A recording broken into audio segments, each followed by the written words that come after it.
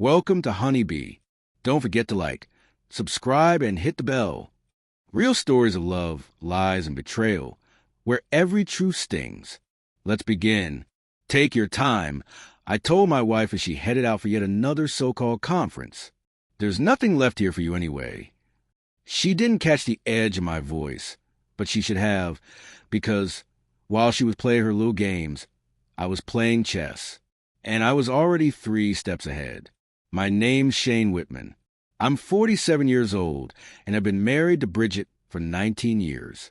We have 3 kids, James, who's 18 and leaving for college this fall, Riley, who just turned 13 and believes they got life all figured out, and little Owen, who's just 2.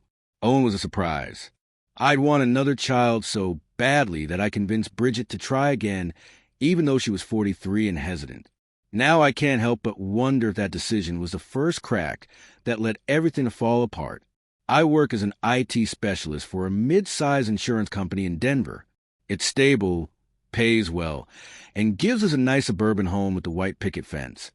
The whole picture-perfect life. Bridget works part-time as a dental hygienist, which, in theory, gave her more time with the kids. Or so I believed. Looking back, I should have noticed the first red flag. Francis Frank Montgomery. He'd been my closest friend since college, the best man at our wedding and Owen's godfather. I trusted him completely. Frank runs a small computer repair shop downtown, and we'd often team up for bigger tech projects. Our families barbecued together, went camping, celebrated birthdays and holidays. He was practically part of the family. But around 6 months ago, something shifted. Bridget suddenly started taking on extra hours and special projects that kept her late. She'd come home smelling of an expensive cologne that definitely wasn't mine. Her phone, once left casually on the counter, was now always face down and within reach. The kids noticed too. James asked why Mom was glued to her phone at dinner. Riley said she seemed distracted when helping with homework. Even Owen, just a toddler, started running to me for comfort instead of her, like he sensed something was wrong. When I tried talking to Bridget, she brushed it off, told me I was imagining things, that work had just been stressful, and that I should focus on my own job instead of creating problems. The way she said it made me question myself, like maybe I was losing my mind. But a man knows when something is wrong in his own home. The breaking point came one Tuesday night in March. I was working late in my home office when Bridget's phone buzzed on the kitchen counter. She was upstairs bathing Owen.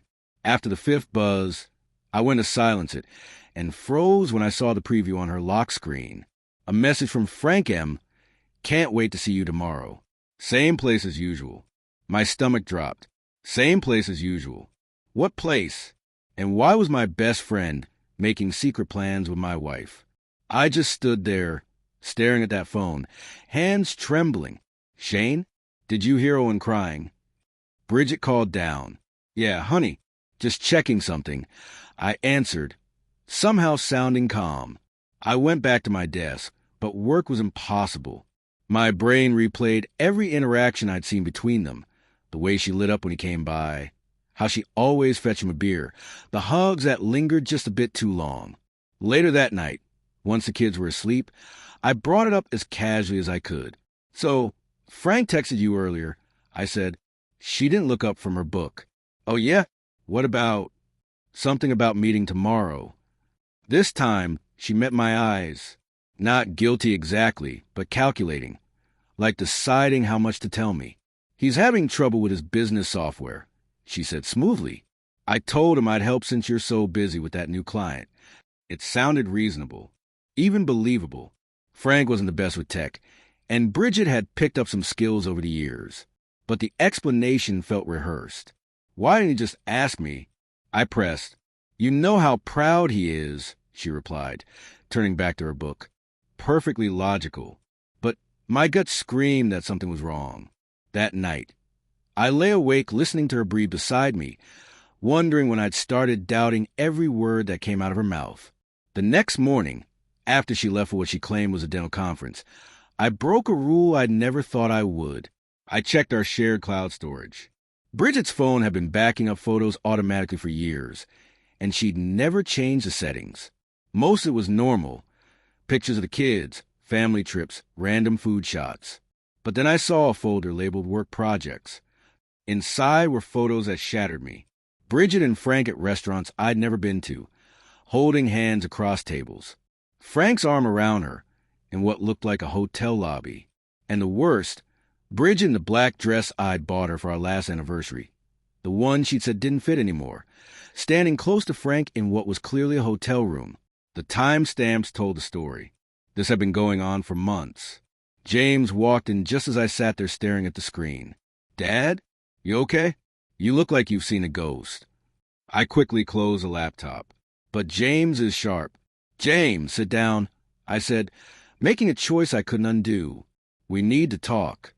"Is this about Mom and Uncle Frank?" he asked quietly. My blood ran cold. "What do you mean?" He looked away, fidgeting. "I saw them last week at the mall. They were holding hands and kissing. I didn't know what to do. The rage that hit me was unlike anything I'd felt, not just at Bridget and Frank, but at myself for being so blind. "Why didn't you tell me sooner?" I asked gently. "I hoped I was wrong," James said, his voice cracking. "I thought maybe there was some explanation. Uncle Frank's been like family my whole life." I pulled my son into a hug, feeling the weight of responsibility crush me. This wasn't just about me anymore. "We're going to handle this," I told him, "but we do it my way." The next 2 weeks were torture. I had to act normal, sit at the dinner table, tuck Owen in, ask about Bridget's day, while knowing exactly what she was doing behind my back. But I wasn't just waiting. I was preparing. I met with a divorce attorney during lunch breaks. My mother, Dorothy, didn't waste time with sympathy when I told her, "You need to protect yourself and those children," she said firmly. "Document everything. Secure your finances. Don't let emotion make you sloppy."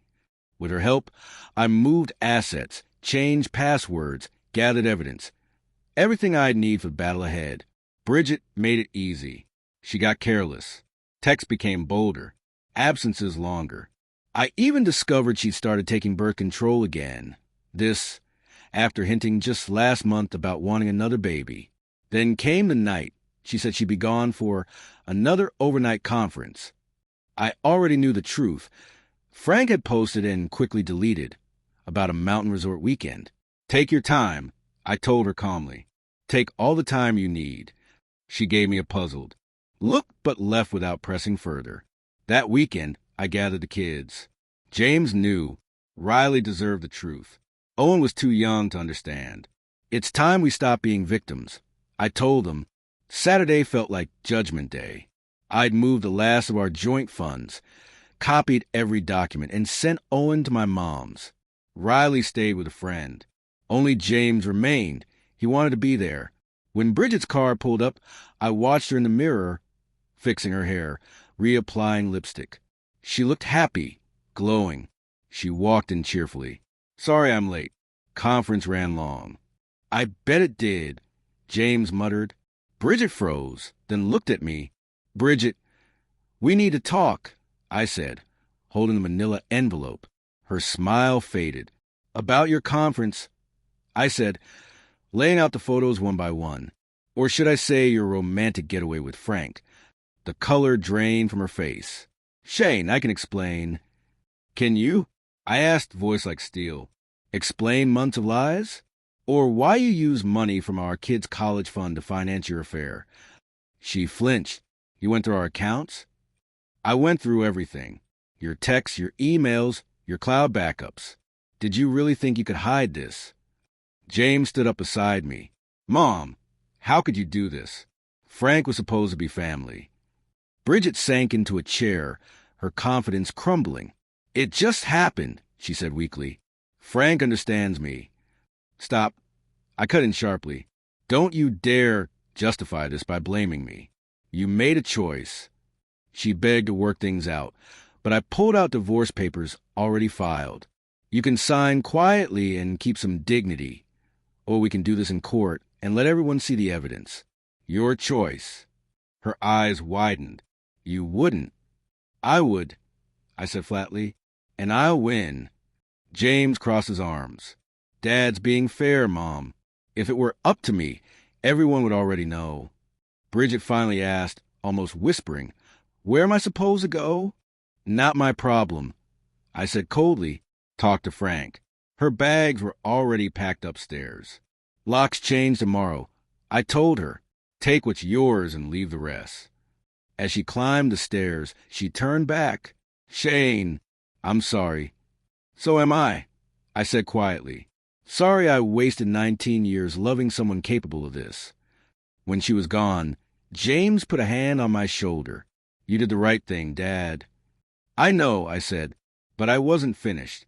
Frank still needed to face me. That night, I called him. "Meet me at Murphy's bar in an hour." Alone. When I walked in, Frank already looked nervous. "Shane, I think there's been some misunderstanding." "Sit down," I said. He sagged. "How long have you known?" "Long enough," I said. "And you're going to disappear. Close your shop, leave Denver, and never contact my family again." "Be reasonable," he begged. "I am," I said quietly. "Because if I weren't, we wouldn't be in a public place." Frank left town a week later. The divorce went smoothly. Bridget agreed to joint custody with me as primary parent. My attorney called it one of the cleanest cases he'd seen. Thanks to my documentation, life slowly found a new rhythm. James stepped up, helping with Riley and Owen. My mom was a rock, guiding us all through the transition. Months later, I even started dating, cautiously. Carol, a kind woman from Owen's daycare, invited me for coffee. She understood the mess of blended families. She had 2 teenage daughters of her own. A year later, she and I were engaged, surrounded by both of our families in the backyard, where we said our vows. As Owen carried the rings up the aisle, he announced proudly, "Now Carol is our mama too." And for the first time in a very long time, I believed it. We were happy. Sometimes, the best revenge really is living well.